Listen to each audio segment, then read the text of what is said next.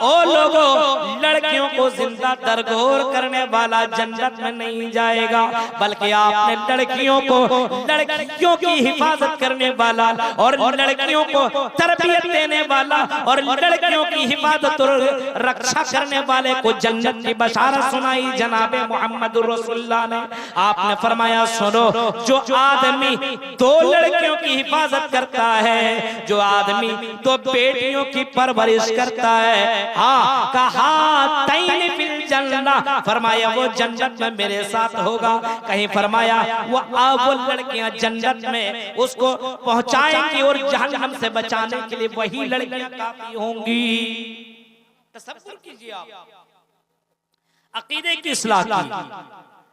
लोगों से कहा गया, लोगों तुम जिन बच्चों को मारते हो और खिलाने और पिलाने से डरा करते हो, अल्लाह के ऊपर तवक्कुल करो, अल्लाह के ऊपर भरोसा करो। अल्लाह ऐलान करके कहता है, नहनु नरज़ुकुकुम व इय्याहुम, मेरे बंदो हम तुम्हें रोजी देंगे और हम तुम्हारे बच्चों को भी रोजी अता करेंगे। तुम घबराने की तुम्हें जरूरत नहीं है। जब हम इतने ज्यादा हैवानात को जब हम खिला पिला सकते हैं, वमा मिन दाब्बतिन फिल अर्ज़ि इल्ला अलल्लाहि रिज़्क़ुहा, इतने जमीन के अंदर कितने चरिंदे परिंदे तुम्हें मालूम नहीं है, कितने हैवानात हैं तुम्हें मालूम नहीं है, समंदरों के अंदर कितनी मछलियां हैं तुम जानते नहीं हो। ऐ मेरे बंदो सुनो, उन तमाम मछलियों को, उन तमाम हैवानात को खिलाने वाला रब है। ऐ मेरे बंदो, क्या तो रोटी तो निवाला तुम्हें अल्लाह खिला नहीं सकता है? ऐ मेरे बंदो, जो अल्लाह एक एक मछली को हजार हजार किलो गोश्त रोजाना मुहैया कर सकता है, रोजाना अता कर सकता है, रोजाना दे सकता है, ऐ मेरे बंदो क्या वो अल्लाह तुम्हें दो रोटी नहीं दे सकता है? अपने बच्चों को खिलाने पिलाने की डर की वजह से कत्ल मत करो। ये नबी अकरम ने बशारत सुनाई, ये कुरान ने ऐलान कर दिया। मेरे भाई, जो अकीदे की इस्लाह फरमाई और अकीदे की इस्लाह की गई और लोगों के अंदर सुधार लाने की कोशिश जनाब मोहम्मद रसूलुल्लाह के जरिए से हुआ। काफी रात हो चुकी है, 12:30, और इस इलाके में कई बार आ चुका हूँ। अब इस बस्ती में शायद आया हूँ नहीं, ये तो पता नहीं है, लेकिन आपके पूर्णिया और किशनगंज, अररिया, बिहार के इन इलाकों में आना जाना लगा रहता है और जलसों से ही लोगों ने हमें जाना है, जलसों से। और जलसे का मकसद ही यही होता है, इस्लाह। जलसे का मकसद है इस्लाह, और एक मकसद होता है कि मदरसे किस तरीके से चले। जाहिर सी बात है, जब मदरसा चलेगा, मदरसे के अंदर बच्चे पढ़ेंगे, तालीम याफ्ता होंगे, तो समाज के अंदर इस्लाह होगा। इल्म ही से रोशनी, इल्म से रोशनी। अब बच्चे पढ़ेंगे तो जाहिर सी बात है, मदरसों को आगे बढ़ाने के लिए ऐसे तो नहीं है कि मदरसे के मौलवियों को पैसे की जरूरत नहीं है, उनकी तनख्वाहें कहाँ से हासिल की जाए, तो यहाँ के अवाम के अंदर जज्बा है। अल्हम्दुलिल्लाह, मैंने सीमांचल और इस इलाके के लोगों के अंदर वो जज्बा देखा है कि इन लोगों के अंदर ये जज्बा है कि मदरसे को जिंदा रखा जाए, और ये अवाम की मोहब्बत है कि रात भर जागते भी हैं और जम करके अल्लाह के लिए अपने माल को खर्च भी करते हैं। हम रब्बुल आलमीन से दुआ करते हैं कि रब्बुल आलमीन जिन लोगों ने इस मदरसे के लिए ताउन पेश किया है और जिन लोगों ने नहीं किया है, करने वाले को, और जो लोग नहीं किए अल्लाह उनको करने की तौफीक अता फरमा, और जिन लोग कर चुके हैं अल्लाह उन सब के ताउन को अल्लाह कबूल अता फरमा। आमीन। ये समाज के अंदर बहुत सारी बुराइयां तब भी मौजूद है, इतने जलसों के बावजूद, मदारिस के बावजूद, इतने खुतबे के बावजूद, अगर समाज के ऊपर गहरी नजर हम और आप दौड़ाएंगे तो आज हमारे समाज के अंदर बेशुमार बुराइयों ने जन्म ले लिया है, बेशुमार बुराइयों ने जन्म ले लिया है। और एक एक बुराई की तरफ अगर हम नजर दौड़ाएंगे तो उन बुराइयों को पूरी रात भर बयान नहीं किया जा सकता है, उन तमाम बुराइयों को रखा नहीं जा सकता है। गर्ज ये समझ लीजिए कि जमाना जाहिलियत के अंदर जो बुराइयां पाई जाती थी, वो बुराइयां आज भी हमारे समाज के अंदर मौजूद है। अकीदे के अंदर गड़बड़ी, अकीदे की इस्लाह की जरूरत है। हमारे यहाँ अकीदे की गड़बड़ी आ चुकी है। बच्चा पैदा हुआ, उसके गर्दन के ऊपर ताबीज लटका दिया गया। क्यों? ये ताबीज इस बच्चे की हिफाजत करेगा। 2 बच्चे पैदा हुए, अब बच्चादानी को डॉक्टर के जरिए से और ऑपरेशन के जरिए से खत्म करवा दिया जाता है। क्यों? हम दो हमारे दो कौन खिलाएगा, इतना रिस्क कौन लेगा? ये अकीदा हमारे अंदर आया कहां से? ये गड़बड़ी पैदा कैसे हुई? अकीदे के अंदर गड़बड़ी। आज हम अपने घर की फिक्र कर रहे हैं कि घर के अंदर अगर कोई गड़बड़ी हो तो उसको ठीक ठाक करने की कोशिश करते हैं। अगर हमारा बच्चा बीमार हो तो उस बच्चे को ठीक करने के लिए डॉक्टर के पास लेकर के जाते हैं, डॉक्टर को बुलाते हैं, इलाज करवाते हैं। हमारा बच्चा बीमार है, हमारे घर के अंदर अगर कोई खराबी है तो मिस्त्री को बुला करके उस छत को मुरम्मत करवाते हैं ताकि हम उसके अंदर सुकून से रह सकें। अब अल्लाह तो यही कहता, मेरे बंदो जरा ये बताओ, अगर तुम्हारा बच्चा दुनिया की आग में जाने की कोशिश करता है तो तुम उस बच्चे को बचाने की कोशिश करते हो, क्योंकि उस बच्चे को मालूम नहीं है कि ये आग हमें कितना नुकसान पहुंचाएगी। उस आग से अपने बच्चे को बचाने की कोशिश करते हो। तुम्हें अपने बच्चे की फिक्र है, दुनिया में अपने बच्चे को सुकून देना चाहते हो, लेकिन ऐ मेरे बंदो, तुम उस आग से अपने बच्चों और अपने फैमिली को बचाने की कोशिश क्यों नहीं कर रहे हो, जो आग दुनिया की आग के मुकाबले में कई गुना ज्यादा है।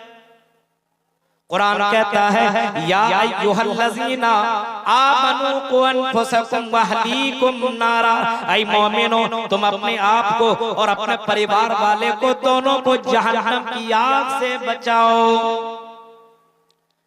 दोनों को जहन्नम की आग से बचाओ। और इसी जहन्नम की आग से बचाने के लिए अल्लाह तबारक व तआला ने नबियों को भेजा, रसूलों को भेजा, ऋषि मुनियों को भेजा, दुनिया के अंदर पैगंबरों का भेजने का सिलसिला जारी रखा। और जब जनाबे मुहम्मदुर रसूलुल्लाह को भेजा तो उस नबी को भेजने के बाद रसूलों का सिलसिला दुनिया में आने का खत्म कर दिया और आपने ऐलान कर दिया, व खुतिमा बिन नबियून, ऐ लोगों मेरे ऊपर नबियों का खात्मा कर दिया गया है। अब मेरे बाद कोई रसूल, कोई पैगंबर, कोई नबी, कोई ऋषि मुनि दुनिया के अंदर नहीं आएगा।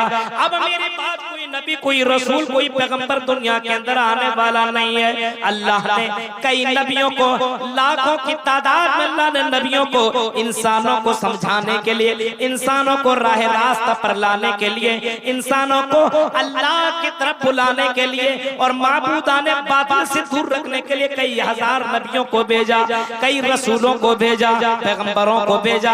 अब मेरे बाद कोई नबी, कोई रसूल दुनिया के अंदर नहीं आएगा।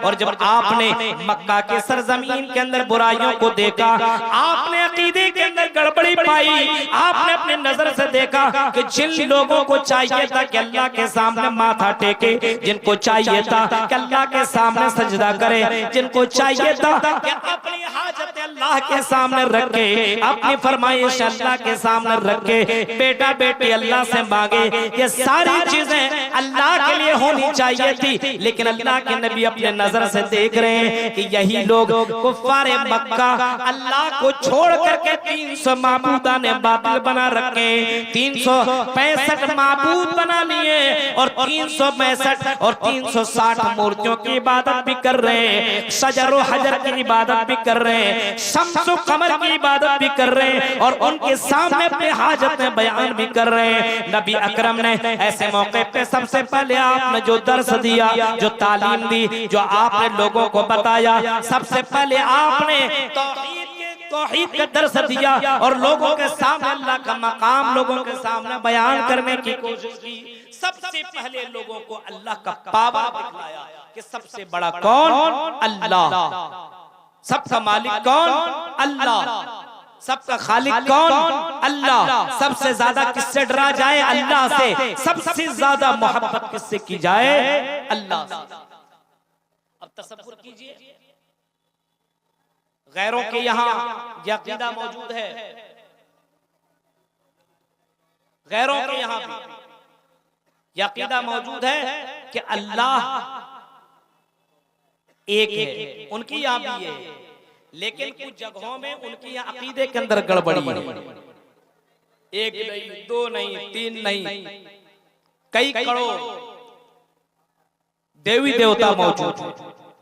इस्लाम कहता है तुम्हारे एक ही अल्लाह है, एक ही रब है, एक ही राज़िक है, एक ही खालिक है। उसी की इबादत करो, उसी से मोहब्बत करो और उसी से डरो, उसके अलावा किसी से डरने की जरूरत नहीं है।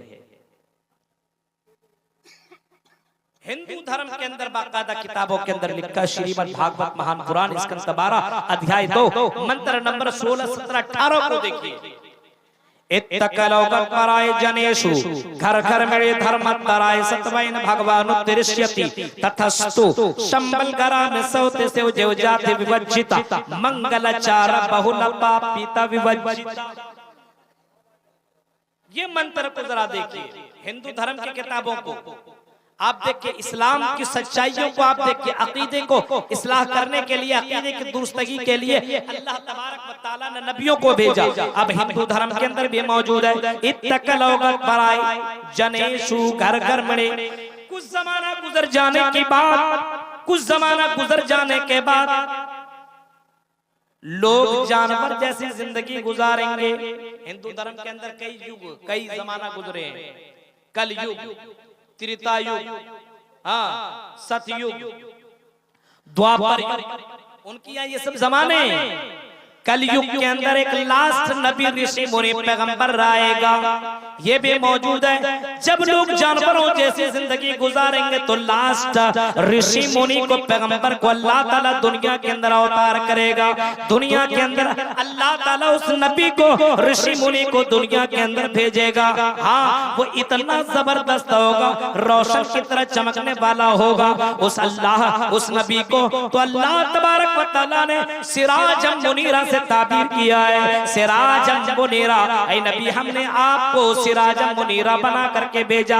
उसी ऋषि मुनि का तस्करा हिंदू धर्म की किताबों के अंदर भी मौजूद है। और हिंदू धर्म की किताबें कहती है कि लास्ट ऋषि मुनि जब आएगा तो दुनिया के अंदर रोशनी फैल जाएगी। दुनिया के अंदर जो बुराइयां हैं, उन बुराइयों को लास्ट ऋषि मुनि खत्म कर देगा। पराय जनेश घर घर में धर्मतराय सतवैन भगवान उत्तिष्यति। लास्ट ऋषि मुनि को भेजने वाला, राष्ट्र पैगंबर को भेजने वाला कोई और नहीं होगा, बल्कि रब्बुल आलमीन होगा, भगवान होगा, जो दुनिया के अंदर लास्ट ऋषि मुनि को भेजेगा। लास्ट नबी कहाँ आएंगे, उसका भी जिक्र हिंदू धर्म की किताबों के अंदर मौजूद है। जनेषु घर घर मेरे धर्मतराय सतवैन भगवान उत्तिष्यति तथस्तु शंबलगरा में सौती शिव जीव जाति विवज्जिता। जब लोग जानवर जैसी जिंदगी काटने लगेंगे, अकीदे के अंदर गड़बड़ी, जिंदगी गुजारने में गड़बड़ी, भाईचारा खत्म, एक दूसरे का लोग हत्या करने लगेंगे, बेटियों को दुनिया के अंदर जिंदा दरगोर करने लगेंगे। अगर आप किताबों का मुताला करेंगे तो वाकई लड़कियों का कोई मकाम और कोई वजूद दुनिया के अंदर नहीं था। मोहम्मद रसूलुल्लाह का जब अल्लाह तबारक व तआला ने दुनिया के अंदर नबी को भेजा, उस दौर के अंदर, जमाना जाहिलियत के अंदर, दुनिया के अंदर लड़कियों को रहने का कोई वजूद नहीं था। लड़की पैदा हो जाया करती थी तो उस बाप को बड़ा दुख हुआ करता था। वइज़ा बुश्शिरा अहदुहुम बिल उन्सा ज़ल्ला वजहुहु मुस्वद्दन व हुवा कज़ीम। कुरान तो इतना कहता है, जब किसी को इस बात की बशारत सुनाई जाती थी, खुशखबरी सुनाई जाती थी, शुभ समाचार दी जाती थी, ऐ मेरे भाई तेरे घर के अंदर एक बच्ची ने जन्म लिया है, एक स्त्री ने, एक लड़की ने जन्म लिया है, एक बच्ची तेरे घर के अंदर पैदा हुई है, मुस्वद्दन व हुवा कज़ीम। कुरान कहता है उसका चेहरा काला हो जाता था, वो मारे शर्म की छिप जाया करता था, अपने घर के अंदर बंद हो जाया करता था। कई कई दिनों तक वो निकलता नहीं था कि लोगों के सामने मैं ये कैसे बताता चलूं कि मेरे घर के अंदर एक बेटी ने जन्म लिया है। इतना बड़ा पाप होता था। लड़कियों को जमीन के अंदर जिंदा दरगोर किया जाता था, जमीन के अंदर लड़कियों को जिंदा दफन कर दिया जाता था। नबी अकरम का तस्करा हिंदू धर्म की किताबों के अंदर भी मौजूद है। कहा जा रहा है वो नबी आएंगे गद पराए जनेशु घर घर में, जब लोग जानवरों जैसी जिंदगी काटने लगेंगे तब उस नबी का वजूद होगा। अब ऐसे मौके पे नबी अकरम सल्लल्लाहु अलैहि वसल्लम आए। औरतों को, लड़कियों को कोई वजूद नहीं था, कोई मकाम नहीं था। नबी अकरम का वजूद हुआ। नबी अकरम मोहम्मद इब्न अब्दुल्लाह से जब मोहम्मद रसूलुल्लाह बने। सुनो ओ मिर्जा बाड़ी के लोगों, जरा नबी अकरम सल्लल्लाहु अलैहि वसल्लम जब वजूद में आए, जब दुनिया के अंदर आप आए, तो नबी अकरम की रहमत और नबी अकरम ने अकीदे के अंदर इस्लाह किस अंदाज से फरमाई। आपका वजूद हुआ। हिंदू धर्म की किताबें यही कहती है गत पराए जनेशु घर घर मेरे धर्म तराए सतवैन भगवान उत्तरिष्यति तथस्तु शंबल गरामि सौत शिव जीव जाति विवज्जित। हिंदू धर्म की किताबें कह रही है कि वो लास्ट नबी आएंगे तो कहाँ आएंगे? शंबल गराम के अंदर आएंगे। शंबल गराम अमन वाली जगह में, शांति वाली जगह में। पूरी दुनिया के अंदर सबसे ज्यादा शांति वाली जगह अगर है तो कौन है? वो जगह है मक्का, मदीना, सबसे शांति वाली जगह। उसी जगह पे मोहम्मद रसूलुल्लाह सल्लल्लाहु अलैहि वसल्लम का जन्म होगा।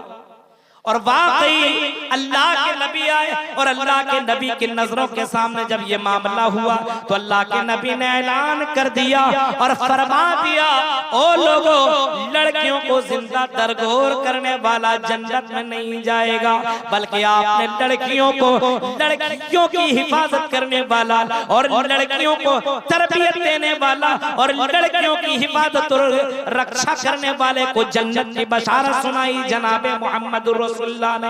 आपने फरमाया, सुनो, जो आदमी दो लड़कियों की हिफाजत करता है, जो आदमी दो बेटियों की परवरिश करता है, हाँ, कहा तैन फिल जन्नह, फरमाया वो जन्नत में मेरे साथ होगा।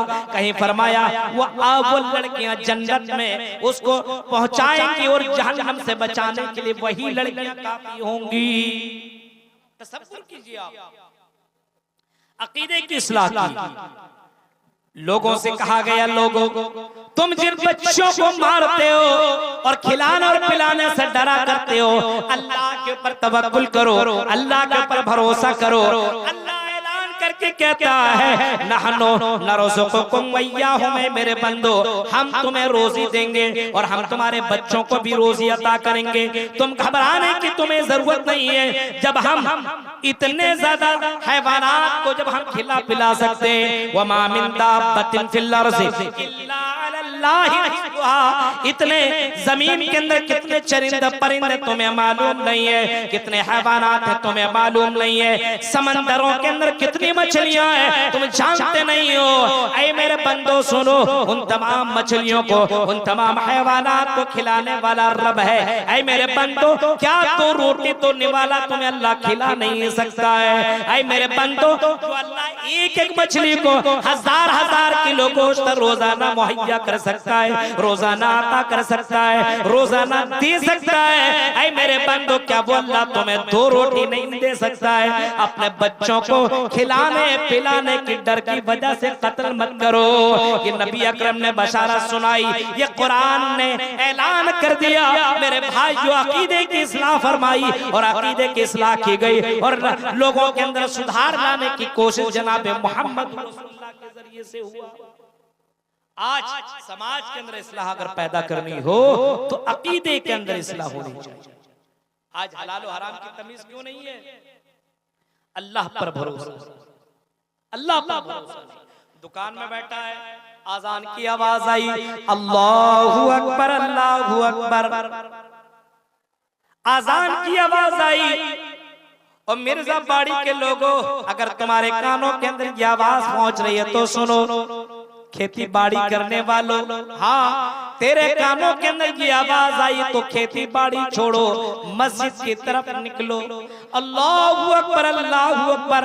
अल्लाह सबसे बड़ा है, वही रोजी रोटी का मालिक है। अपने दुकान को बनकर, अपने मकान को बनकर मस्जिद की तरफ निकल, रज़्ज़ाक़ वही है। रिज़्क़ की चक्कर में रज़्ज़ाक़ को मत भूलो, निकलो मस्जिदों की तरफ निकलो, अपने अकीदे के अंदर इस्लाह पैदा करो। अब तुम इस्लाह नहीं कर रहे हो और तुम दुकान में बैठे हुए हो, तुम खेती बाड़ी में लगे हुए हो, अल्लाह को भूल बैठे हो। मेरे भाइयों, इसका मतलब अल्लाह से ज्यादा तुम खेती बाड़ी से मोहब्बत करते हो, अल्लाह से बढ़कर के अपने दुकान से मोहब्बत करते हो, अल्लाह से बढ़कर के अपने बिजनेस से मोहब्बत करते हो। और कुरान तो कहता है वल्लज़ीना आमनू अशद्दु हुब्बन लिल्लाह, मोमिन वो है, मोमिना वो है, अल्लाह के नेक बंदे वो हैं जो अल्लाह से सबसे ज्यादा मोहब्बत करते हैं। अल्लाह से सबसे ज्यादा मोहब्बत करने वाले वो हैं जो सबसे ज्यादा मोहब्बत अल्लाह से मोमिन किया करते हैं। यहाँ खेती बाड़ी में लगे हुए हो, यहाँ दुकान में बैठे हुए हो, अपने बिस्तर, मोबाइल और क्रिकेट का मैच छोड़ करके मस्जिद में जाने के लिए तैयार नहीं हो, कहते हो हम अल्लाह से बड़ी मोहब्बत करते हैं। ये झूठी दावे हैं तुम्हारे, झूठी दावे जो बर्दाश्त के काबिल नहीं है। मोमिन वो है जो अल्लाह से सबसे ज्यादा मोहब्बत करता है। अकीदे की इस्लाह जलसे में आए हुए होना ये चाहिए था, मेला ठेला को छोड़ करके बैठ करके तकरीरें सुनी जाए, लेकिन आदमी को क्या है, जलसे से ज्यादा मोहब्बत मेला से, कुरान की आयतों से ज्यादा मोहब्बत मेला से है। बताओ मेरे भाइयों, ये तुम्हारा कौन सा नजरिया बन गया है? इतना बड़ा जलसा, इसके अंदर इतने ज्यादा खर्चात, इतने खर्चे, आलिम उलमा को बुलाना, इतना बड़ा स्टेज सजाना और इसके ऊपर इतना पैसा खर्च करना, कौम का पैसा लग रहा है और तुम अपना इतना कीमती वक्त मेलों और ठेलों के अंदर लगा रहे हो। दिल के ऊपर हाथ रख करके बताओ मेरे भाइयों, कुरान की आयतों से बढ़कर के क्या तुम्हारा वो मेला और ठेला की जगह है? कुरान की आयतें सुननी चाहिए, हदीसों को सुनना चाहिए। हज़रत उमर फारूक की जिंदगी को अगर आप नजर दौड़ाएंगे तो हज़रत उमर फारूक रज़ियल्लाहु ताला अन्हु ने आपस में फैसला किया, बात किया अपने दोस्त से और अपने दोस्त से कहने लगे एक दिन तुम मोहम्मद रसूलुल्लाह की हदीस सुनने के लिए जाया करो, एक दिन हम सुनने के लिए जाया करेंगे, एक दिन हम बिजनेस करेंगे, एक दिन नबी की हदीस सुनेंगे। जिस दिन हम नहीं सुनेंगे तुम उस दिन आकर के सुना देना, और जिस दिन तुम नहीं सुनोगे तो हम आकर के सुना देंगे। कहा ठीक है, तय हो गया, तय हो गया। अब ये आदमी सुनने के लिए जाता था, हजरत हमारे फारूक का दोस्त सुन करके आता था और हजरत हमारे फारूक को ये सुनाते थे। और जब हजरत हमारे फारूक जाया करते